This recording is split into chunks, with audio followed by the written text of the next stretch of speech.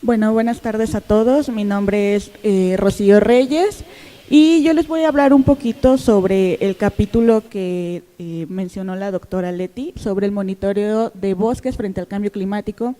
En esta presentación me enfoco a bosques, pero también incluye el monitoreo de cultivos y de especies frutales que son de importancia para la reserva de la mariposa monarca. Y voy a hacer énfasis en la mariposa monarca porque es la zona en la que hemos venido trabajando, entonces va a estar como muy presente esta reserva.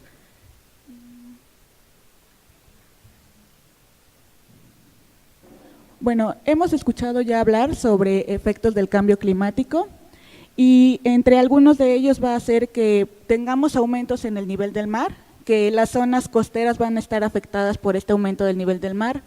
Tendremos incluso extinción de especies, el desarrollo de enfermedades tal vez en lugares que no existían, las temperaturas altas o la disminución en la precipitación hará que tengamos presencia de enfermedades o que se desarrollen aún mejor. La desaparición o el derretimiento de glaciares en las zonas polares y tenemos efectos también en la vegetación y en la agricultura. Y bueno, ahorita les mencionaré qué efectos podríamos tener en la vegetación.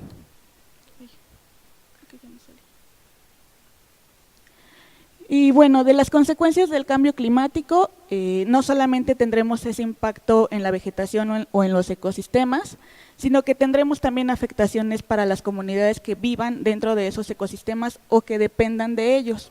Y generalmente cuando encontramos esa relación entre los efectos del cambio climático y los ecosistemas, lo vamos a relacionar con la seguridad alimentaria.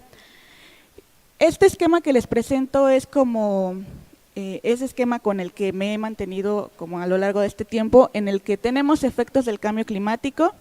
Esos efectos van a tener un impacto, en este caso en los bosques, pero podemos mencionar cualquier ecosistema, no tanto selvas, matorrales, cualquier ecosistema puede ser vulnerable, a los efectos del cambio climático. Entonces tenemos cambios en los bosques, tenemos incluso pérdidas en los bosques y pérdidas de servicios ecosistémicos. ¿Qué son estos servicios ecosistémicos? Pues son todos estos beneficios que obtenemos, como su nombre lo dice, de los ecosistemas. Y tenemos diferentes tipos de servicios ecosistémicos, de sustento, de provisión, de regulación y culturales. Entonces, de los bosques y de otros ecosistemas obtenemos comida, agua, combustible, maderas, fibras. También nos ayudan a regular el clima, a regular algunos ciclos biogeoquímicos, e incluso, pues muchos de nosotros hemos ido también al bosque a manera de recreación, de pasar un momento agradable. Ese es otro de los servicios ecosistémicos que nos proveen. En el caso, por ejemplo, de bosques templados, como son los que se encuentran dentro de la reserva de la mariposa monarca, pues estos van a ser el medio de subsistencia de muchas comunidades. De ellos obtienen madera, de ellos obtienen combustible, de ellos obtienen bastantes beneficios que les ayudan a salir adelante. Y si vemos, este es un ejemplo justamente de esa parte de la reserva. Tenemos los municipios que conforman esta reserva de la mariposa monarca y este es el porcentaje de población ocupada en el sector primario, incluida la actividad de la silvicultura. Entonces, si vemos, todavía hay municipios en los que prácticamente casi la mitad de su población está enfocada en este tipo de actividades primarias. Entonces, ahí vemos la importancia de los bosques para estas comunidades, cómo es que todavía gran parte de esta población está enfocada en este tipo de actividades relacionadas con ellos. Para el caso en general de México, tenemos que los bosques de coníferas y encinos representan la mayor parte de cobertura de climas templados y en el mapa de abajo, si se alcanza a ver, este color verde más oscuro representa a esos bosques templados. Esos bosques templados prácticamente sabemos que se encuentran en las sierras de nuestro país, y estos albergan el 24% de toda la flora del país. Entonces, ahí vemos que son de gran importancia los bosques para México. Y debido a los aumentos de temperatura y disminución de la precipitación a causa de los cambios en el clima, pues espera que estos ecosistemas sean bastante vulnerables y que sean de los que presenten la mayor cantidad de cambios. Pero a pesar, bueno, aunado al aumento de temperatura y disminución de precipitación, tenemos por ahí otros problemillas como la deforestación, incluso el turismo sustentable, que a pesar de tratar de ser sustentable tiene algunas consecuencias, pues también van a llegar a afectar a los bosques, ¿no? Entonces, son una serie de factores que se van combinando para tener repercusiones sobre estos ecosistemas.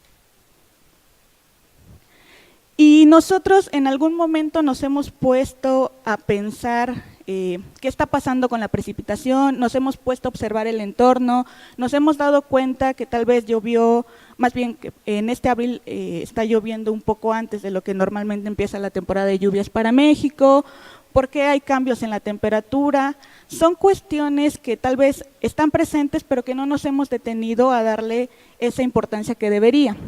Todos estos efectos y todos estos fenómenos, pues no solamente van a repercutir en nosotros, tienen también repercusiones en los ecosistemas. El hecho de que llueva antes o de que la temperatura sea mayor o menor va a tener una repercusión en todos ellos. Y aquí pongo, por ejemplo, una pregunta que dice, ¿por qué las plantas florecen antes de lo que lo hacían en años anteriores? Sabemos que las plantas tienen un comportamiento que está de acuerdo con una temperatura y con unas condiciones de precipitación o de lluvia, que están relacionadas estrechamente con las estaciones del año, y que si estas condiciones cambian, pues van a tener también repercusiones en esos ciclos biológicos de las plantas. Es como, por ejemplo, si nosotros vivimos en la ciudad de Toluca, que es una ciudad bastante fría, y se nos ocurre ir de vacaciones a la playa, a Acapulco. Entonces vamos a notar ese cambio en la temperatura y nuestro cuerpo va a tener que adaptarse, tal vez por esa semana de vacaciones, a esas nuevas condiciones. En el caso de las plantas, si detectan estos cambios en estas variables, pues no se van a tener que adaptar por una semana, ¿no? Se van a tener que adaptar a estas condiciones pues por un tiempo mucho mayor mientras duren esos cambios. Y para todo esto, toda esta relación que les explico, se llama fenología a esa, pues sí, a la relación que existe entre las estaciones del año, entre la variabilidad climática y el clima, junto con el desarrollo de las plantas. Es decir, sabemos que llega la primavera y algunas plantas tienen floración, después sigue la fructificación, después la maduración del fruto, caída de hojas y entran como en un lapso como de descanso. Y ese ciclo se vuelve a repetir hasta que tienen las condiciones otra vez o detectan esas condiciones para volver a desarrollar sus hojas y a tener floración. Todo este ciclo o todo este lapso de tiempo relacionado con el clima le vamos a llamar fenología. Entonces, tenemos este esquema que va a reducir a grandes rasgos que tenemos a los organismos. Yo me estoy hablando un poco más como de vegetación, de plantas, pero también aplica para animales. Entonces, cualquier organismo vivo lleva a cabo sus procesos vitales y esos procesos vitales, les decía, responden a temperatura y a precipitación principalmente. Hay otros factores. Y bajo cambio climático, ¿qué esperaríamos? Que hubiera modificaciones en el clima que cambiaría esa periodicidad de las plantas o de cualquier ecosistema de desarrollar sus fases fenológicas a tiempo. Tal vez esperaríamos atrasos o adelantos en la floración o atrasos o adelantos en la caída de hojas. Y debido a esos cambios en la periodicidad, pues obviamente tendríamos que estar observando y estar atentos a qué va a pasar con esas especies que están, pues, son vulnerables a esos cambios que tenemos en el sistema climático. Y ahora yo les hablaré sobre el monitoreo fenológico. ¿Qué es el monitoreo fenológico? Pues es una actividad relativamente sencilla que se refiere a observar, registrar, sintetizar y analizar las etapas de desarrollo de las plantas y obviamente relacionarlo con diferentes elementos como la temperatura y la precipitación. ¿Cómo llevamos a cabo esto? Hay un concepto muy importante que ha salido a la luz, que es la ciencia ciudadana. Y lo podemos definir como la ciencia hecha por personas como nosotros, no por cualquier ciudadano. Cualquier persona puede ser capaz de ir, de observar un árbol, de registrar, de monitorear, y gracias a ello podemos obtener datos que nos ayuden a avanzar en el conocimiento científico, en este caso sobre los ecosistemas. Entonces, el papel que juegan en este caso las comunidades de la reserva, pues es importante porque contribuyen, como decía, al desarrollo científico, pero también contribuyen al conocimiento de sus propios ecosistemas, de aquellos de los cuales les proveen de muchos servicios ecosistémicos. Y esta frase que me llamó mucho la atención en algún momento que la escuché, que dice que el cambio climático es global, pero la adaptación es local. Entonces, de ahí tenemos que empezar a buscar medidas de adaptación desde las comunidades, porque no es lo mismo tener cambios a nivel mundial o a nivel regional, no son los mismos que se presentarían en una escala local, ¿no? No es lo mismo ir a una comunidad y tratar de percibir que los impactos del cambio climático sean los mismos que esperamos a nivel del país. Entonces, es una forma de actuar que nos permita también detectar esas variaciones en el clima, pero a escala más precisa y más local, para actuar justamente en lo que nos interesa. Entonces, el monitoreo fenológico que llevamos a cabo es un monitoreo comunitario, gracias a las comunidades que viven en la reserva, y pretende involucrar a los actores clave. ¿Quiénes van a ser esos actores clave? Pues serán aquellas personas que estén viviendo dentro de esa reserva y que sean aquellos que estén directamente involucrados con estos ecosistemas de los cuales van a depender. Ese monitoreo se llevará a cabo de acuerdo a sus necesidades, no se monitoreará cualquier especie, serán especies que sean de importancia para ellos y que también sabemos que tienen ese conocimiento intrínseco, saben exactamente cuándo sembrar, saben exactamente cuándo van a dar los frutos, si el año es más seco, saben cómo va a ser su producción, por ejemplo, de durazno. Entonces, es un conocimiento que las comunidades ya tienen, y ¿por qué no aprovecharlo a través del monitoreo fenológico? Como les decía, el monitorear una especie puede ser relativamente fácil. Primero debemos seleccionar un sitio en el que nos interese monitorear, tal vez incluso podría ser hasta nuestro jardín. Ya que seleccionamos el sitio, ahora debemos seleccionar qué especie vamos a monitorear y tenemos que hacer una observación, un registro.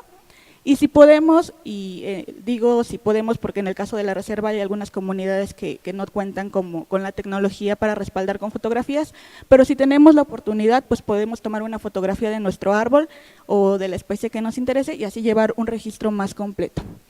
Y una vez que tengamos ese registro, tenemos ya una página de internet que está prácticamente ya lista, aún tiene algunos cambios, pero que ahí podemos subir nuestras observaciones. Entonces, sería registrar y enviar esas observaciones.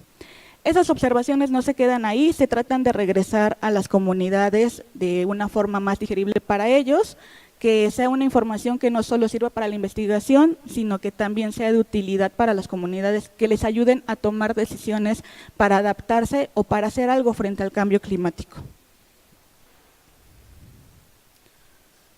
¿Y para qué todo esto del monitoreo fenológico? ¿Para qué nos sirve? Nos sirve para entender la respuesta de la vegetación, en este caso, al clima cambiante. ¿Qué va a pasar con esas especies? ¿Van a migrar? ¿Se van a adaptar a esas nuevas condiciones? ¿Se van a extinguir o simplemente no van a hacer nada? ¿Van a continuar como estaban antes? Para eso nos sirve el realizar monitoreo fenológico. Algunos beneficios, por ejemplo, en la planeación agrícola, podemos seleccionar cultivos aptos para las nuevas condiciones climáticas, saber si vamos a tener que utilizar riego porque tal vez la lluvia va a ser menor, o también el uso de fertilizantes, aumento de la producción, que para algunas comunidades sería un beneficio económico, y en este caso para la conservación de bosques. Cuando estuve trabajando dentro de la reserva, yo me encontré con algo bastante importante. La gente tiene amor por los bosques y por la conservación.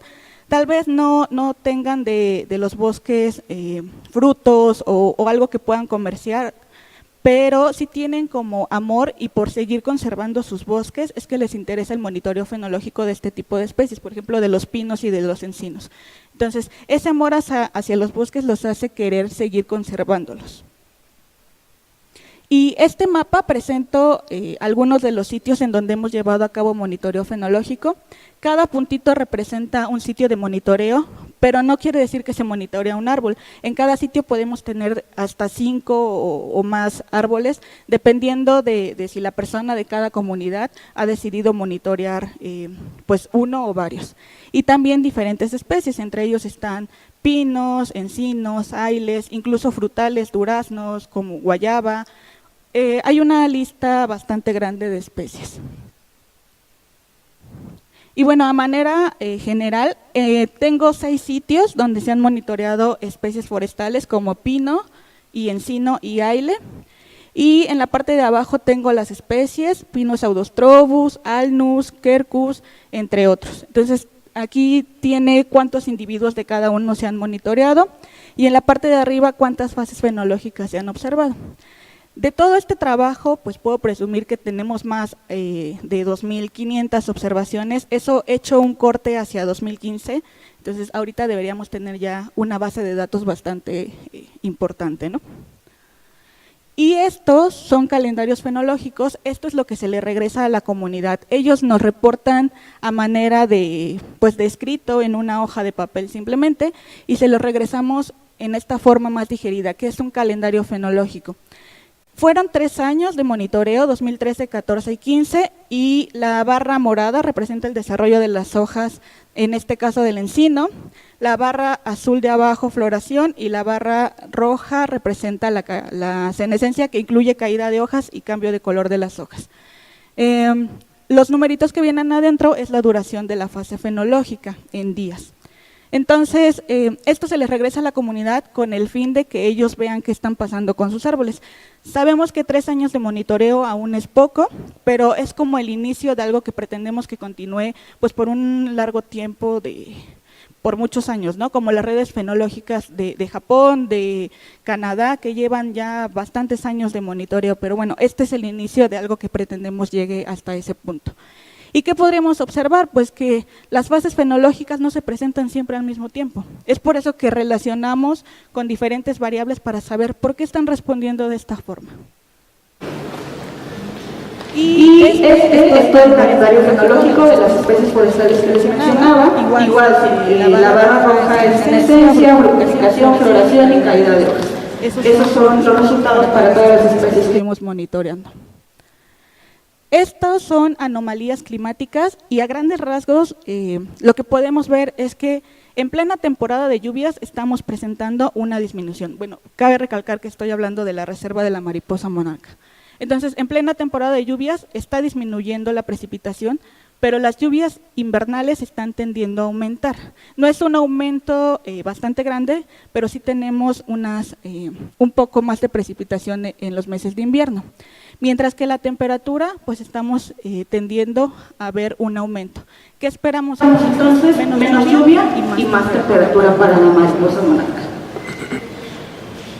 Y bueno, a manera de conclusión, pues esta pequeña red de observación fenológica que ustedes vieron dentro de la reserva, pues fue el primer paso para la conformación de una red que esperamos se amplíe pues a nivel nacional. Fue como el inicio o algo, pues sí, que dio pie a una red de observación que en realidad no existía en México. No se había documentado con certeza qué estaba pasando con la vegetación, no se tenían datos pues escritos. Sabemos que notamos los cambios, pero no los registramos. Entonces, ahora lo que pretendemos es que esos cambios se registren, que estén ahí disponibles, que los podamos consultar, que sirvan para la investigación y pues para todos los fines que sean necesarios. Y bueno, pues no me queda más que darles las gracias y en esta página podemos encontrar lo que les comentaba de la red de observación fenológica, redfenologicamx.com. Aún está algunas secciones en construcción, pero la pueden visitar y hay bastante información de lo que hemos desarrollado y de lo que pretendemos seguir haciendo. Y pues si alguno de ustedes está interesado, también nos pueden escribir a través de la página y claro, nos ponemos en contacto con ustedes para iniciar cualquier intención de monitoreo fenológico. Gracias.